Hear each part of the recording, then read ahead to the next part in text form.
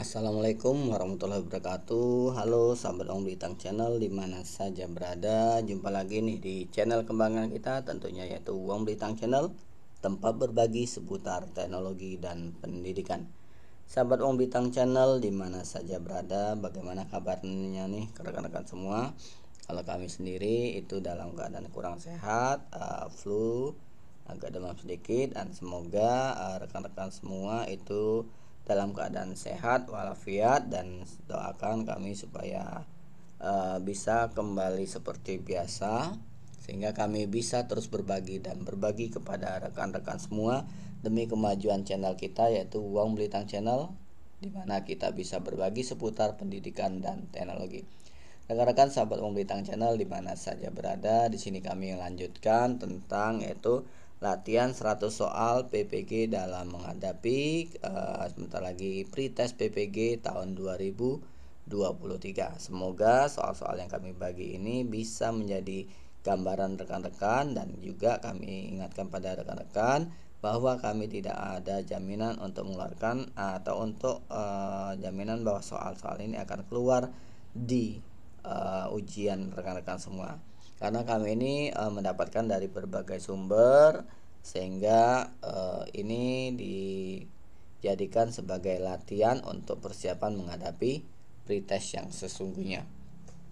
Oke, kita mulai dari nomor 12. Kenapa? Karena kemarin kita mulai dari nomor 11. Oh ya, kami hampir lupa.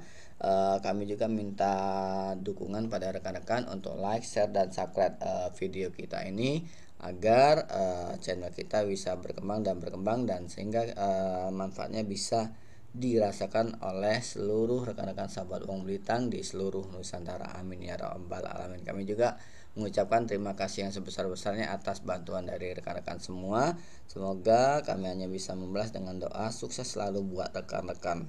Amin ya rabbal alamin. Oke, dari nomor 12 yaitu perbedaan antara konseling dan wawancara terletak pada maksud dan tujuannya. Tujuan konseling adalah A. Membantu siswa agar dapat memecahkan masalah pribadinya. B. Membantu siswa agar dapat melakukan penyesuaian diri dengan lingkungannya. C. Membantu siswa agar dapat mengatasi kesulitan belajar. D. Membantu siswa agar memperoleh informasi tertentu. Monggo silakan rekan-rekan. Jawabannya apa rekan-rekan? Nomor 12. Ya, silakan. Betul, jawabannya adalah yang C. Membantu siswa agar dapat mengatasi kesulitan belajar. Oke. Berikutnya nomor 13. Teori ini memandang belajar sebagai hasil dari pembentukan hubungan antara rangsangan dari luar atau yang kita kenal dengan stimulus dan balasan dari siswa atau yang kita kenal respon yang dapat diamati. Semakin sering hubungan antara rangsangan dan balasan terjadi, maka akan semakin kuatlah hubungan keduanya atau law of exercise. Teori belajar yang dimaksud adalah A. Behaviorisme, B. Humanistik, C. Cybernetik, yang D. Konstruktivisme. Oke, jawabannya para rekan-rekan. Kita lihat yuk soal lagi. Oke, akan dibaca lagi rekan-rekan sepintas. Oke, jawabannya apakah A, B, C, ataukah D? Ya, jawabannya adalah yang C. Cybernetik. Oke, kita warnai dulu. Yang berikutnya yaitu di dalam proses pembelajaran, para siswa dihadapkan dengan situasi di mana ia bebas untuk mengumpulkan data, membuat dugaan atau hipotesis, mencoba-coba atau yang kita kenal dengan trial and error, mencari dan menemukan keteraturan atau pola, menggeneralisasikan atau menyusun rumus beserta bentuk umum, membuktikan benar tidaknya dugaannya itu.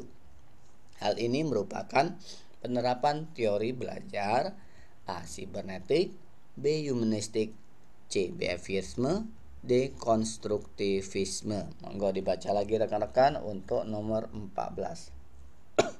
Mohon maaf agak demam sedikit. Oke, silakan A, B, C, ataukah D? Ya, jawabannya adalah yang betul sekali, yang D, konstruktivisme. Oke.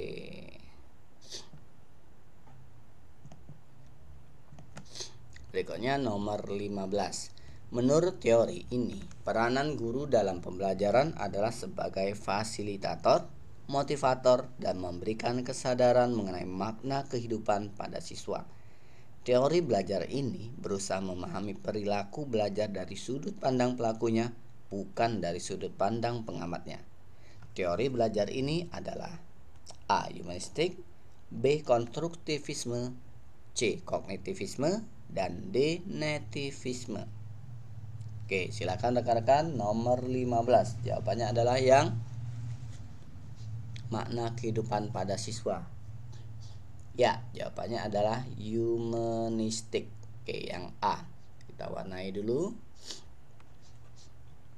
Yang berikutnya nomor 16. Pada masa kini, siswa dituntut untuk dapat belajar setiap saat dan bisa terjadi dimanapun.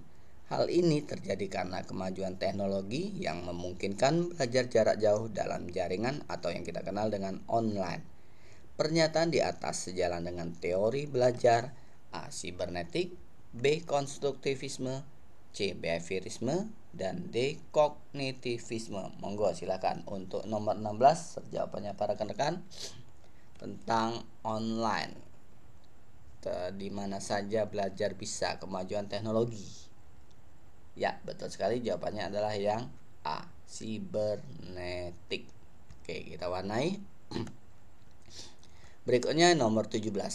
Pendapat yang menyatakan bahwa pengetahuan atau pengalaman yang baru dapat terkait dengan pengetahuan yang lama yang sudah ada di dalam struktur kognitif seseorang adalah teori belajar A. Behaviorisme, B. Konstruktivisme, C. Kognitivisme, atau D. Sibernetik maksudnya.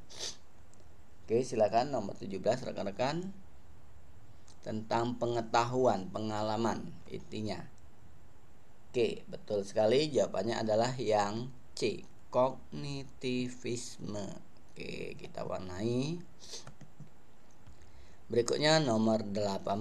Tujuan pembelajaran yang menggambarkan proses dan hasil belajar yang diharapkan dicapai oleh peserta didik sesuai dengan kompetensinya dimuat dalam A. Silabus, B. RPP, C. Silabus dan RPP, D. SKL. Nah, kalau sekarang modul ajar yang sebelumnya kita disediakan capaian pembelajaran dan diminta untuk membuat TP dari CP tersebut. Selanjutnya kita buat ATP, baru kemudian kita masuk ke modul ajar kalau itu berhubungan dengan kurikulum merdeka. Oke, silakan.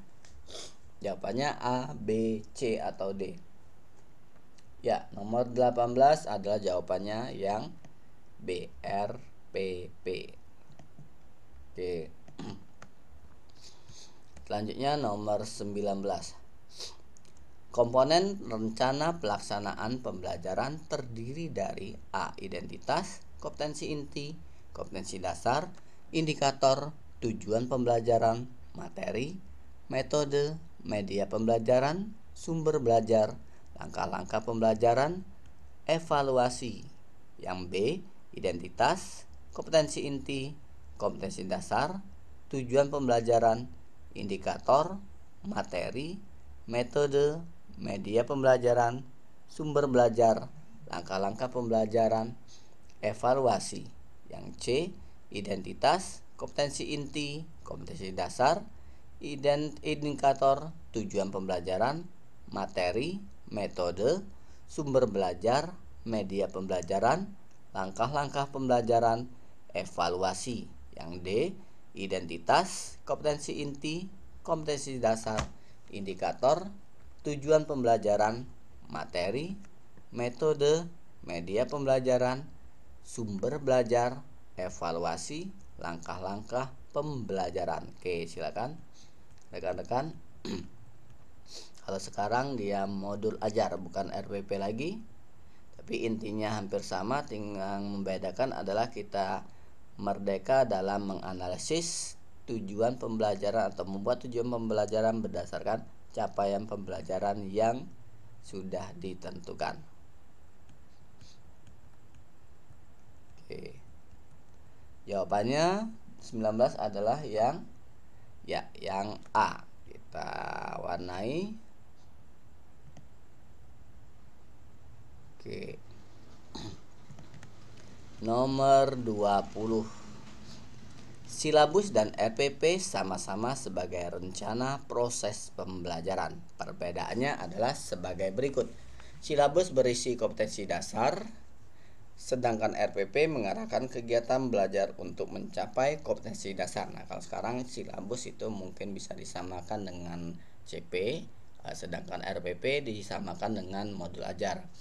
Silabus bersumber dari standar isi dan standar lulusan, sedangkan RPP bersumber dari standar kompetensi lulusan. Yang C, RPP dibuat oleh setiap guru, sedangkan silabus dibuat oleh tim guru. Yang D, RPP dan silabus keduanya disusun oleh setiap satuan pendidikan. Oke, silakan nomor 20 jawabannya yang A, B, C, ataukah D? Ya, betul, jawabannya adalah yang A. Oke, kami kira cukup untuk yang bagian kedua. Kita sampai nomor 20 dulu sementara karena keterbatasan dari rekam layarnya. Sekali lagi kami hanya bisa mendoakan rekan-rekan agar supaya baik itu pretest PPG ataupun uji kompetensi, kami doakan supaya rekan-rekan diberi kemudahan, kelancaran, dan mendapatkan hasil yang maksimal serta dinyatakan lulus dalam ujian tersebut. Oke, dan jangan lupa kami juga mohon bantuan untuk like, share, dan subscribe. Dan juga silakan rekan-rekan cek playlist yang sudah kami siapkan sesuai dengan kebutuhan rekan-rekan. Monggo disimak yang mana yang sesuai, monggo dibuka, dan apabila ini bermanfaat bagi rekan-rekan dan juga bermanfaat bagi rekan yang lain, silakan di-share video kami ini. Semoga dengan terus sharing atau berbagi kita bisa menambah manfaat dalam video tersebut. Oke, sekali lagi terima kasih yang sebesar-besarnya. Mohon maaf sekali lagi kalau ada yang kurang berkenan dan ataupun gambaran ini jauh seperti yang Bapak Ibu harapkan. Kami mohon maaf yang sebesar-besarnya. Kami akhiri. Wassalamualaikum warahmatullahi wabarakatuh.